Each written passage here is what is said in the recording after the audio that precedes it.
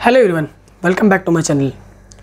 तो आज हम लोग एक वीडियो शूट कर रहे हैं और साथ ही में आपको एक लास्ट में वीडियो दिखाएंगे भी कि गीज़र आपको कौन सा लेना चाहिए, क्यों लेना चाहिए।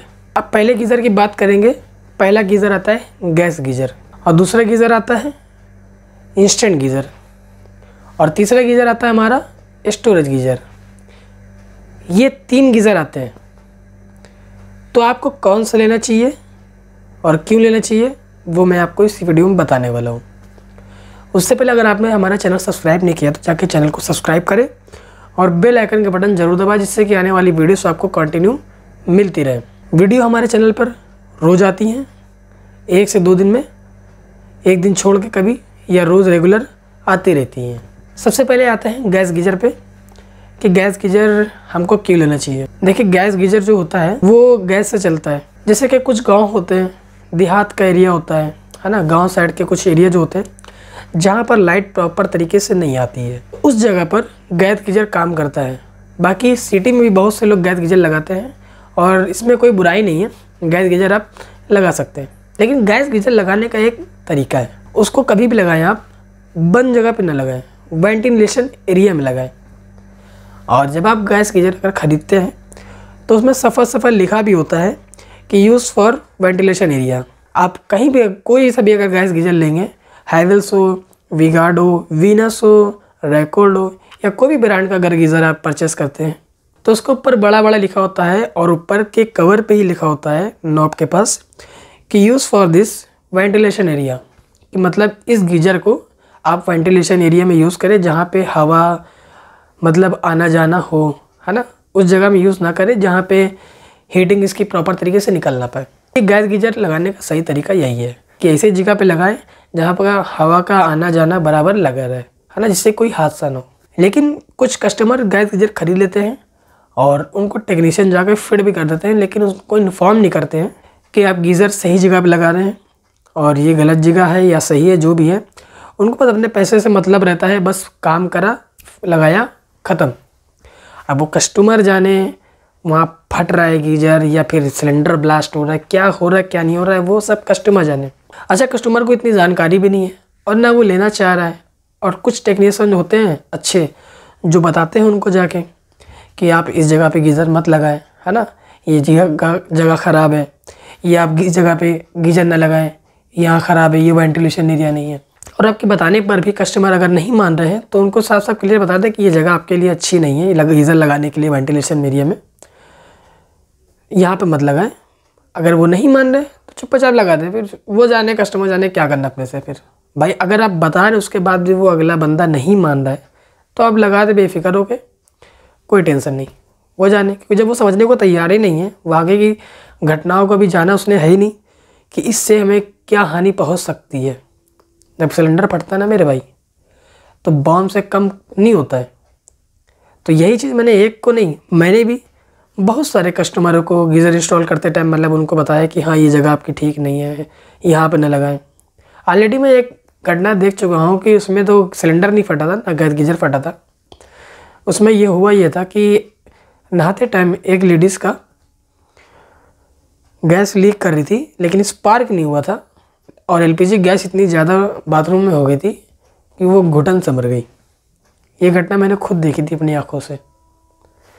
तो मैं जब वहाँ पे गया, देखा, चेक किया तो उनका गीज़र जाके मैंने सही किया था। तो आप भी याद रखें, अगर आप गीज़र लगवाते हैं गैस गीज़र तो ध्यान दें, कहीं भी लगवाएं, कभी भी बाथरूम में मत लगवाएं, है ना। क्योंकि देखो भाई, ये इलेक्ट्रॉनिक चीज़ है ना, क्योंकि इसमें भी देखो बैटरी से काम करता है। इसके स्पार्क जो होते हैं वो बैटरी सेल से ही होते हैं, एक तरीके से ये इलेक्ट्रॉनिक ये भी है। बाई चांस उसमें अगर 1% कुछ इशू हो गया और गैस लीक कर गई और कहीं कभी स्पार्क कर गया तो ब्लास्ट होने में टाइम लगेगा नहीं, पता तक नहीं चलेगा कहाँ गीज़र है कहाँ बाथरूम है।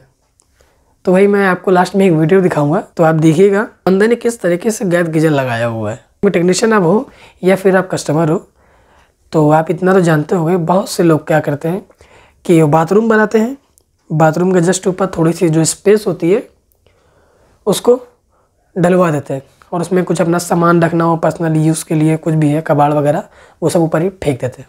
अब उसने करा क्या कि जो गैस गीज़र था उसी के ऊपर लगवा दिया और लगवाने के बाद उसको दरवाजे से पूरा बंद करा दिया भाई साहब ने। अच्छा, मेरे पास कंप्लेन आई तो मुझसे कह के आ रहे हैं वो कि भाई गीज़र तो चल रहा है और सिर्फ 1 बाल्टी पानी गर्म निकालता है और उसके बाद ही वो बंद हो जाता है, फिर कब घंटों ना चले। और जब मैं गया वहाँ पे तो मेरी तो ये आँखें फटी की फटी रह गई। वो इसलिए मैंने जब बाथरूम में गया, पानी चालू करा, पानी तो निकल रहा था यार। मैंने कहा भाई गीज़र कहाँ है? तो मैंने उनसे पूछा कि गीज़र कहाँ है आपका? बोले गीज़र तो इसके अंदर है। मैंने भाई यहाँ कहाँ लगाए पड़े हुए? उनको मैंने समझाया, मैंने कहाँ लगाए हो भाई ये? कि शुक्र मनाओ ऊपर वाले का, कभी तक कोई घटना नहीं हुई अभी आपके साथ, लेकिन जो आपका गीज़र लगा है ये बहुत ही गलत जगह से लगा हुआ है। और जब मैंने पूछा कि इसको कंपनी वाले इंस्टॉल किए थे, बोले नहीं, जहाँ से गीज़र लाए थे उन्हीं ने लगवा दिया था। तो डीलर भी कुछ होते हैं, बहुत होते हैं हरामखोर टाइप के, है ना। ये उनको भेज देते हैं अपने बंदों को और काम करवा देते हैं कुछ पैसों के चक्कर में। और उनके जो बंदे होते हैं वो इन्फॉर्मेशन वाले होते नहीं हैं। जाके बस एक कील ठोकी, गैस गीजर लगाया, ख़त्म, चले। अब वो साला मरे जिए कुछ भी हो, क्या करना अपने से। अब अगर गीजर फट जाए या सिलेंडर फट जाए तो बचेगा कौन? अगर कोई होगा बचने वाला तभी तो बताएगा ना। अच्छा, जब मैं वहाँ पे गया तो जब मैंने पूछा गीजर कहाँ है तो बताया गीजर ऊपर लगा हुआ है। देखा क्या, वहाँ पे गीज़र ऊपर लगा हुआ था और उसी के साथ में बस 2 मीटर के अप्रॉक्स वहाँ पर पाइप लगा के सिलेंडर वाला, वहीं पे सिलेंडर ही भाई साहब ने रखा था। जहाँ पे गीज़र चल रहा वहीं पे सिलेंडर रखा हुआ और उसी को जो मचाना होता है, टाल होता है, उसी को पूरा दरवाजे से बंद करके रखा। अब भाई जब उतना वो गीज़र चलेगा, उसकी लौ निकलेगी, हीटिंग बढ़ेगी, जाहिर से बड़ा टेम्परेचर बनेगा। और जो बायोमेटल था वो बायोमेटल कुछ देर के लिए फिर बंद हो जा रहा था। यही प्रॉब्लम थी कि उनकी 1 बाल्टी निकलने के बाद गीज़र बंद हो जा रहा था। जब मैं गया देखा ये चीज़, सबसे पहले मैंने क्या करा, उनके जो दोनों दरवाजे थे, हमने इसको खोला। हमने कहा भाई अब आप पानी निकालो और बताओ कब बंद हो रहा है। मैंने यकीन नहीं मारेंगे, अब 4 बाल्टी मैंने उनके निकलवाए। हमने भाई एक बार बंद हुआ, बोले नहीं। तब मैंने उनको बताया कि आपने जो इस तरीके से गीज़र इंस्टॉल करवाया है ये सब बहुत गलत तरीका है। गीज़र में बड़ा लिखा रहता है use for this ventilation area, आप इसको वेंटिलेशन एरिया में लगाएं। उसके बाद मैंने उनको समझाया कि सबसे पहली बात तो अगर आप यहाँ रख रहे हो, सबसे पहली बात तो ये आप दरवाजे जो लगवाए पड़े हो खुलवाओ और इसमें कोई नेट आती है लोहे की, उसको लगवा के आप करा दो ताकि इसमें हवा आ सके।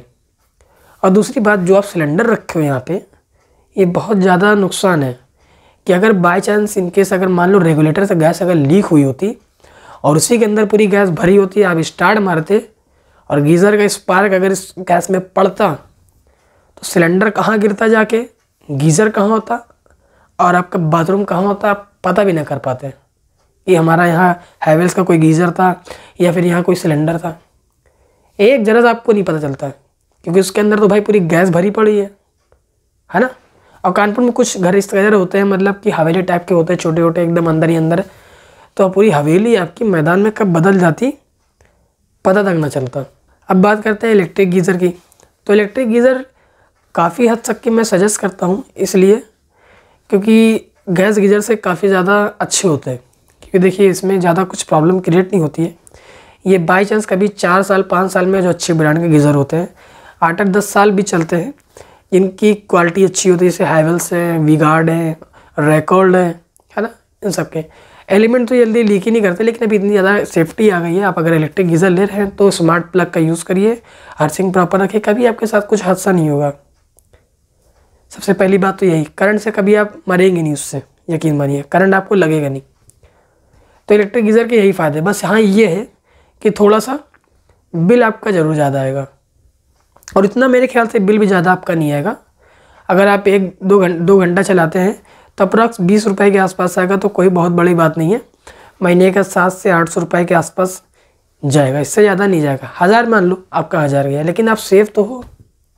इलेक्ट्रिक गीज़र आप आराम से बाथरूम में लगा सकते हो, कहीं भी लगा सकते हो, कहीं भी लगा रहेगा बाथरूम में, कोई दिक्कत नहीं। ना उसमें फ्लेम जलना है, ना आग निकलनी है ना। आपको करंट से अगर चाहिए सेफ्टी तो कुछ गीज़र आते हैं हैवेल्स में, कुछ और भी ब्रांड में आते हैं, रैकॉर्ड है, वी-गार्ड है, उसमें स्मार्ट प्लग आता है। लेकिन वो स्मार्ट प्लग तभी काम करता है जब आपका बोर्ड में अर्थिंग प्रॉपर तरीके से होती है।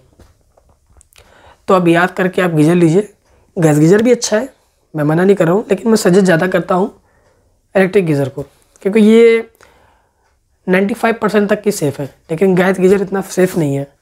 अच्छा, गैस गीज़र में ये भी प्रॉब्लम है कि साल भर के अंदर फिर ये नौटंकी करने लगते, कभी इसके रिले प्रॉब्लम, कभी ये प्रॉब्लम, कभी वो प्रॉब्लम, कभी ये फलाना ढिमाका, ऐसे करके इसमें काफ़ी ज़्यादा चीज़ें और पार्ट्स लगे होते, कभी सर्किट प्रॉब्लम, कभी स्पार्क प्रॉब्लम, कभी पानी नहीं आ रहा, स्केलिंग जम गई, कभी ये लीकेज हो गया। तो बहुत सारी प्रॉब्लम होती इसमें आती रहती हैं। अच्छा, ये आपका इलेक्ट्रिक गीज़र में क्या है, इलेक्ट्रिक गीज़र में साल 2 साल में आप साल भर में आप सर्विस कराते रहिए, आपको प्रॉब्लम कुछ होएगी नहीं, यकीन मानिए। बाय चांस अगर प्रॉब्लम आ गई तो by chance thermostat, thermal cut off या कुछ भी ऐसे नॉर्मल इशू आ गया तो आप आराम से सही करवा लीजिए, ज़्यादा फिर दोबारा वो प्रॉब्लम करेगा नहीं। लेकिन इस गैस गीज़र में कभी स्केलिंग का प्रॉब्लम, कभी ये प्रॉब्लम, कभी वो प्रॉब्लम। खैर देखिए, बिल ज़्यादा गरीब आदमी अफोर्ड नहीं कर सकता है।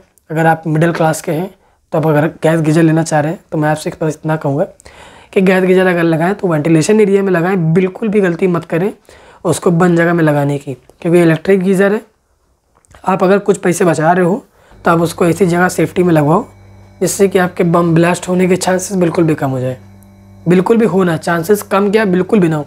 क्योंकि अगर आपके बम ब्लास्ट हुआ, आने के लिए सोचा है, उससे 100 गुना 1000 गुना आप ये समझ लो सब कुछ खो बैठोगे। आपका घर भी जाएगा, जान तक आपकी जा सकती है ना। आपके जितनी बना हुए घर होंगे वो सब उड़ा जाएंगे, आग लग जाएगी, कौन बचेगा कौन रहेगा, वो सब की बात है। और इंस्टेंट गीज़र अगर आपको लेना है, इंस्टेंट गीज़र मेरे ख्याल से इंस्टेंट गीज़र तो बाथरूम के लिए बिल्कुल भी मेरे हिसाब से नई चीज़ है। इंस्टेंट गीज़र में सबसे मेन चीज़ तो ये कि इसमें 3 किलोवाट का एलिमेंट लगा होता है, काफ़ी ज़्यादा बिजली खपत करता है। और तो और इतना कोई खास पानी ये गर्म नहीं देता जितना कि स्टोरेज गीज़र देता है। स्टोरेज गीज़र में आप पानी स्टोर करके रख सकते हो, लेकिन इंस्टेंट गीज़र में ऐसा नहीं है। इंस्टेंट गीज़र में बस आप 3 लीटर रख सकते हो, वो भी घंटे 1.5 घंटे के बाद वो पानी फिर से ठंडा हो जाएगा। स्टोरेज गीज़र में आप कम से कम 7 से 8 घंटे पानी आराम से गर्म करके रख सकते हो, इससे ज़्यादा ही आप रख सकते हो, कम नहीं होगा, इससे ज़्यादा होगा। तो वही मैं आपसे बस इतना कहना चाह रहा हूँ कि आप गैस गीज़र लीजिए तो कोई अच्छी जगह पर लगाइए। स्टोरेज गीज़र ले रहे हैं तो बेस्ट ऑप्शन है सबसे ज़्यादा आपके पास, वो आपकी सेफ्टी के लिए भी अच्छा है और पानी भी बढ़िया आपको गर्म करके देगा। सर्विस आप बस मेंटेन उसकी जो है वो टाइम टू टाइम कराते रहें और कुछ नहीं कराना आपको। टाइम टू टाइम मेंटेन कराएंगे तो आपका एलिमेंट की लाइफ बनी रहेगी, आपके टैंक की लाइफ बनी रहेगी। इंस्टेंट गीज़र में क्या है, इंस्टेंट गीज़र 3 किलोवाट का रहता है और इतना प्रॉपर, मतलब इतने फास्ट तरीके से पानी भी वो गर्म आपको नहीं दे पाएगा, क्योंकि उसमें टाइम उसका नल होता है जो उसका प्रेशर आप जितना धीमा खोलोगे उतना ही पानी आपको अच्छा मिलता है। ज़रा सा आपने अगर तेज़ खोला तो पानी ठंडा आने लगता है। सबसे बड़ी प्रॉब्लम तो ये है, क्योंकि अभी जो गीज़र आ रहे हैं वो टैंक के तरीके बने हुए हैं। नॉर्मल स्टोरेज गीज़र होता है सेम उसी तरीके, तो बस इसमें टैंक लगा होता है और एक एलिमेंट लगा होता है। पहले गीज़र क्या होते थे, वो एलिमेंट से पानी मतलब घुमाते हुए आते थे, तो इसलिए पानी पहले जल्दी गर्म मिलता था। अभी क्या है, टैंक में पहले जाता है, वही 3 किलोवाट का एलिमेंट गर्म करता है, वही भी जाता है। अब ज़्यादा अगर ठंड पड़ने लगती है तो इंस्टेंट गीज़र काम करना भी बंद कर देता है, बिल्कुल नाक बराबर। तो डीलर, अगर आप गीज़र परचेस कर रहे हैं तो डीलर के पास से मेरे ख्याल से जाना बेवकूफ़ी है। सबसे पहले आप यूट्यूब पे आए, यूट्यूब पे अपनी इच्छा अनुसार वीडियो देखें कि कौन सा गीज़र किस पर्पज़ के लिए है और क्या हमें ये यूज़ करना चाहिए, कहाँ कितना यूज़ करना चाहिए, अगर आपकी फैमिली कितनी है तो आपको कितने लीटर के लेना चाहिए। ये सब चीज़ें आप पहले देखिए, समझिए, उसके बाद आप चॉइस कीजिए।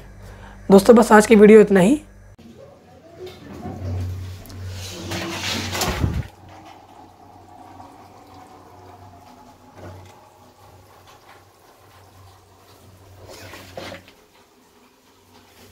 अब तो सही है, नहीं